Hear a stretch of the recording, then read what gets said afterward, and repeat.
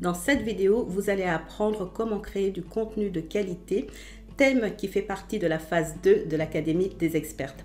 Il est très important que vous suiviez cette vidéo jusqu'au bout parce que ce que j'observe sur le net, c'est que la plupart des coachs qui se lancent vont créer du contenu juste pour créer du contenu sur une inspiration en pensant que cela va captiver leur audience. Le problème, c'est qu'en faisant cela, eh bien, ils se tirent une balle dans le pied parce que ils vont rester noyés dans la masse et invisibles.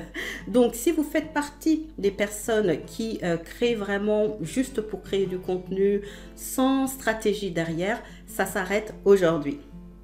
Bonjour et bienvenue sur ma chaîne, je suis Mariama Diallo, coach certifié en neurosciences appliquées qui accompagne des coachs de vie à clarifier leur message ainsi que leur organisation dans leur entreprise afin qu'elles puissent se concentrer sur leur mission de vie. Si ce n'est déjà le cas, je vous invite à vous abonner à ma chaîne et à activer la petite cloche qui va vous permettre d'être notifié à chaque fois que je publierai une nouvelle vidéo. Les conseils que je vais vous donner s'appliquent quel que soit le format que vous choisissez, que ce soit un article de blog, que ce soit des publications sur les réseaux sociaux comme par exemple Facebook ou Instagram ou LinkedIn, ou que ce soit des vidéos pour YouTube. Tout ce que vous allez apprendre dans cette vidéo s'applique quel que soit le format. Donc c'est parti pour les 8 conseils que j'ai à vous donner pour créer un contenu de qualité. Le premier conseil que j'ai à vous donner concerne la niche. Il est extrêmement important que vous ayez défini la niche dans laquelle vous êtes. Alors, qu'est-ce qu'une niche en marketing? Eh bien, la niche, c'est le problème spécifique que vous allez résoudre pour une personne ou une catégorie de personnes spécifiques. Vous n'êtes pas juste coach de vie. Ne vous présentez pas comme étant coach de vie. Dans la vie, et ça vous le savez, vous avez plusieurs domaines de vie. Vous avez les finances, vous avez l'amour, la famille, la carrière, etc. Et tout ça font partie des domaines de vie. Donc, quel est le domaine de vie dans lequel vous vous spécialisez et quel est le problème que vous allez résoudre?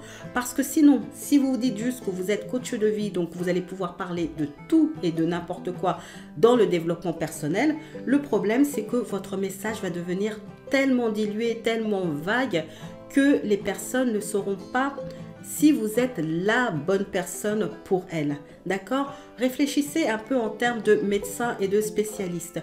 Quand vous avez un petit rhume, par exemple, vous allez aller voir votre médecin. Mais si il détermine qu'il y a quelque chose d'un peu plus poussé, il va vous envoyer vers un spécialiste. Eh bien, c'est la même chose pour vous. Une personne ne va pas se réveiller le matin en se disant « il me faut du coaching, il me faut du développement personnel ». Non, elle va se dire « j'ai tel problème, je manque d'énergie au réveil, je suis malheureuse au travail, j'arrive pas à dire non ». Voilà, ce genre de choses. Donc, quelle est la problématique que vous résolvez? Et vous partez à partir de là. Mon deuxième conseil est de créer du contenu qui soit utile pour votre audience. N'oubliez pas que vous êtes là pour servir votre audience. Votre contenu est là pour vous aider à avoir des clients. Donc, demandez à votre audience ce qu'elle veut que vous créez. Par exemple, une chose à faire, eh bien, c'est de noter toutes les questions que l'on vous pose, que ce soit lors de séances individuelles ou séances de groupe, que ce soit lors d'une publication que vous avez faite, quelle qu'elle soit, que ce soit un article de blog, une publication sur les réseaux sociaux, regardez les commentaires. Quelles sont les questions qui sont posées et notez-les parce que ce sont des sources de contenu. Vous pouvez également auditer votre audience sur des stories comme sur Instagram. Vous pouvez utiliser les stickers pour poser des questions à votre audience, mais vous pouvez également, si vous avez déjà une mailing list, leur envoyer des questions, un sondage. Faites-le au moins 2 fois par an. C'est quelque chose que je fais assez régulièrement pour être sûr qu'à chaque fois que je crée du contenu, c'est quelque chose que mon audience m'a demandé. Par exemple, cette vidéo que je suis en train de faire, c'est quelque chose que mon audience m'a demandé. Allez aussi sur Internet faire des recherches. Vous pouvez aller sur un site comme Answer the Public. Donc là, vous avez droit à 2 questions par jour. Donc faites attention aux questions que vous allez poser. Surtout faites attention à bien choisir la langue française au moment où vous allez taper votre mot-clé. Et là, vous allez voir toutes les questions qui sont posées sur Google concernant ce mot-clé. Vous pouvez aussi utiliser les prédictions de Google en tapant votre mot-clé et voir toutes les recherches qui sont faites. Également, faire la même chose sur YouTube. Autre conseil, vous pouvez aller sur Amazon, taper votre mot-clé et voir les livres qui ressortent. Donc là, vous pouvez prendre le ou les livres qui arrivent en top 5, regarder la table des matières et j'ai une petite astuce pour vous. Ce que vous pouvez faire, c'est aller dans les commentaires, les évaluations et prendre les plus mauvaises notes et regarder en fait ce qu'il manque dans le livre parce que ça va être également des sujets de contenu pour votre audience. Mon troisième conseil, c'est d'avoir une thématique par mois. Cela va être beaucoup plus facile de créer du contenu qui soit cohérent et qui parle à votre audience si vous avez une thématique par mois. En plus, cela va vous libérer d'une charge mentale immense parce que vous n'aurez pas à vous réveiller tous les matins en vous disant « Oh là là, il faut que j'aille créer du contenu sur les réseaux sociaux, mais je ne sais pas de quoi parler ». Imaginons par exemple que vous soyez une coach en estime de soi et que vous accompagnez spécifiquement des femmes qui sont fraîchement divorcées ou célibataires, on va dire, qui sont restées pendant des années dans un couple dans lequel elles ne s'écoutaient pas, où c'était toujours l'autre la priorité. Eh bien, peut-être que la transformation que vous allez apporter à ces femmes, eh bien, ça va être qu'elles s'écoutent et qu'elles deviennent leur priorité. Dans ce cas-là, vous pouvez vous dire, bien, sur le mois de mai, je vais parler de la thématique de prendre du temps pour soi. Sur le mois de juin, je vais peut-être parler de la thématique de l'affirmation de soi. En juillet, je vais peut-être parler de l'amour de soi, etc., etc. Ce qui fait que si par exemple si vous avez un blog ou si vous avez une chaîne YouTube, vous allez vous dire, ok, je vais créer un contenu par semaine. Donc, vous allez prendre 4 sous-thèmes par rapport à la thématique principale et vous allez écrire ou faire vos vidéos autour de ce sujet. Et ça sera beaucoup plus facile d'avoir votre contenu pour les réseaux sociaux parce que votre contenu pour les réseaux sociaux va venir appuyer votre article principal. Et là, tout de suite, eh bien, vous êtes beaucoup plus cohérente et vous êtes beaucoup plus efficace. Dites-moi dans les commentaires si c'est quelque chose que vous faites déjà. Est-ce que quand vous créez votre contenu, vous le créez comme ça sur l'inspiration ou au contraire, vous avez une thématique chaque mois et là, vous créez votre contenu autour de cette thématique. Ça m'intéresserait de le savoir. Mon quatrième conseil, eh bien, c'est de créer du contenu qui soit directement en lien avec votre accompagnement ou votre programme signature. Je vous en supplie, ne créez pas du contenu juste pour créer du contenu. Ne surfez pas sur une vague parce qu'un sujet est à la mode. Si par exemple, je reprends cette coach qui est spécialisée en estime de soi pour ces femmes qui sont fraîchement célibataires, eh bien, peut-être que dans son accompagnement ou dans son programme signature, elle va parler des croyances et elle va avoir des outils pour aller travailler ses croyances. Mais si parmi ces outils, elle n'utilise pas l'EFT et qu'elle parle de l'EFT dans son contenu gratuit, parce que l'EFT est à la mode par exemple, eh bien elle va attirer à elle des personnes qui sont intéressées par l'EFT. Et qu'est-ce qui va se passer? C'est que ces personnes-là ne seront pas sa cliente idéale parce qu'elles vont peut-être s'abonner à sa mailing list ou la suivre sur les réseaux sociaux et puis elles vont se rendre compte qu'elles ne parlent pas tant que ça de l'EFT ou pire, c'est qu'elle va les avoir en séance découverte ou lors d'un webinaire où elle fait son pitch. Elle ne va pas avoir les bonnes personnes en fait dans son audience et ces personnes-là ne vont pas devenir clientes. Elles vont dire bah non, moi ça ne m'intéresse pas. Donc ne créez pas du contenu qui soit en dehors de votre accompagnement, de votre programme signature parce que là vous vous tirez une balle dans le pied.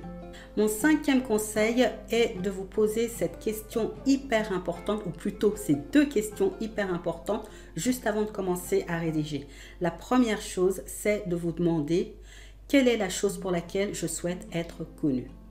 Ça, c'est la première question.